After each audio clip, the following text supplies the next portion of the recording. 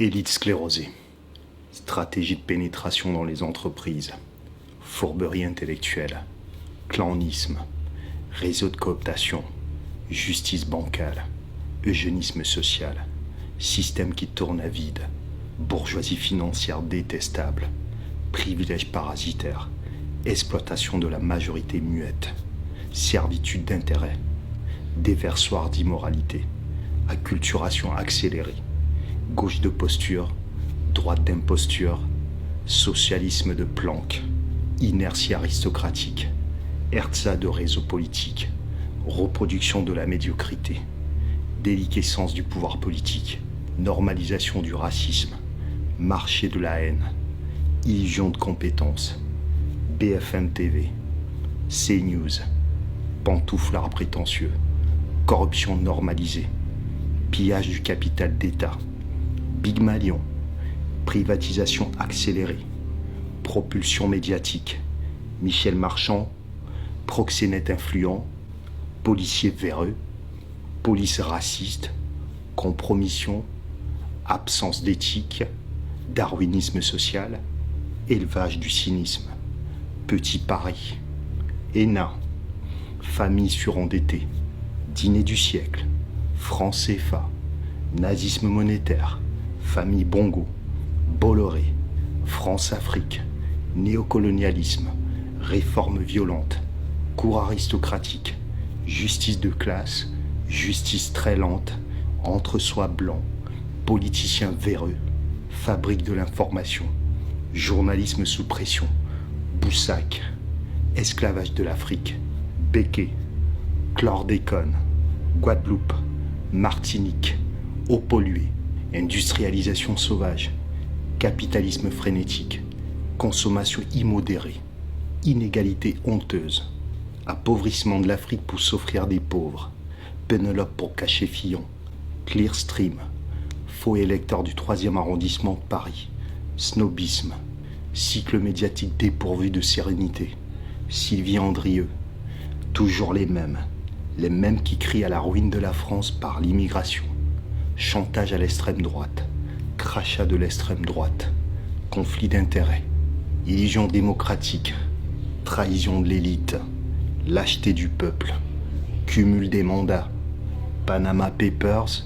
Pandora Papers, contrôle social, révolte pantouflarde, désorganisation des pauvres, cumul des mandats, évasion fiscale, planche à billets, dette absurde, Éric Zemmour, Marine Le Pen, Emmanuel Macron, dîner du siècle, franc-maçonnerie, échange toxique, balkanisation, boostif transformé, corruption normalisée, intimidation, dégradation, marché absurde, accentuation des mouvements sociaux, armoirie trahie, épuisement des espoirs, terre en décrépitude, suicide des agriculteurs, compromission permanente,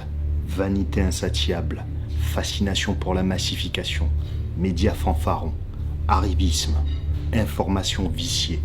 affaissement des exigences, complaisance, impuissance, scandale à répétition, affaire Balkany, Thévenoud, Leroux, de Rugy, Wörth-Pétancourt, Bédier,